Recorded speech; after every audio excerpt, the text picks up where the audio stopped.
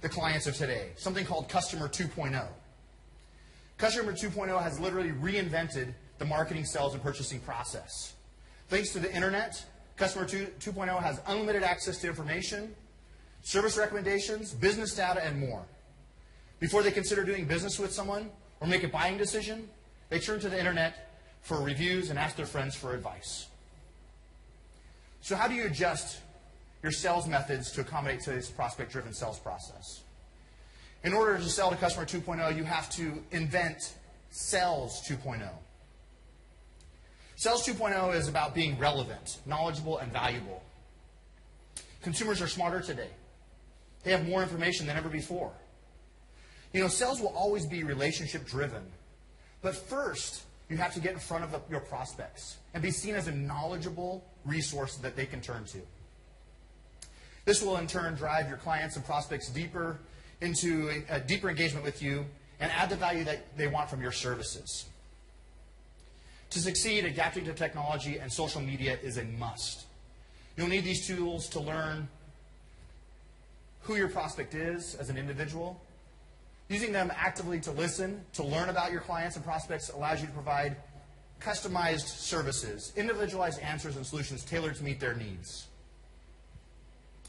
You know, it's important to understand that Customer 2.0 has specific needs that aren't being met by the sales practices used today.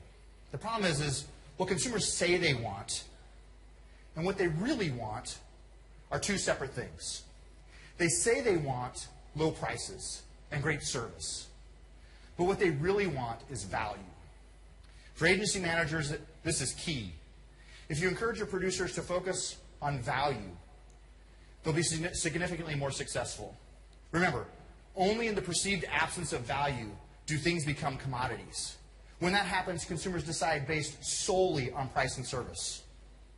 Once you understand the difference between what consumers say they want and what they really want, it's important to give them what they need. Consumers need to hear how you can be of value to them. It's not a sales pitch about you, your agency, or the carrier you represent, or your products. That's because that isn't important to them. It's all about you. Consumers want, they need it to be about them. It can be as easy as saying something like, if you hire me, I'll help you define your personal financial goals and create an uncomplicated plan to achieve them. I'll help you along the way by recommending any course corrections that are needed as your life changes. Notice I didn't say anything about how or what of accomplishing this, or about myself. I didn't mention a product, a service, or give them a brochure. None of that matters until what I do matters. And what I do doesn't matter until I make it about them. The second item is understanding of the new sales funnel. Because of the changes previously mentioned, today's sales funnel is now split into several distinct segments.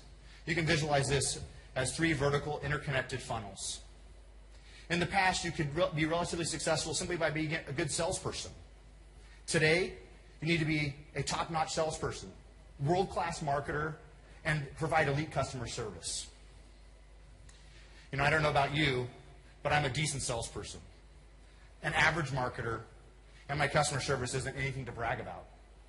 Yet I managed to sell thousands of insurance policies last year alone. How? Well, I standardized, I systematized, and I automated as much as possible.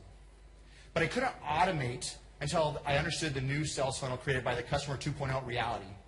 In this reality, we need to focus on 4 things. 1, conversions. 2, upsells. 3, cross-sells. And finally, 4, referrals.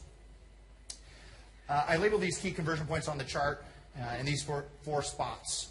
And these are the natural spots where cross-sells, upsells, conversions, and referrals should be had. So let's talk about these conversion points. These are the key points where prospects or leads transition into an applicant into a customer, and a customer into a client, and then eventually into an advocate. As you look at your practice, you'll likely find that you're doing little or nothing on the top marketing or bottom retention funnels, and instead spending all of your time in the middle or sales funnel. This is really counterproductive to your current sales efforts and extremely detrimental to your future cross-sell and referral efforts. I'm often asked how to generate more leads, including internet leads. And while I think this is a great way to grow your practice, I no longer think it's the best way to maintain a practice.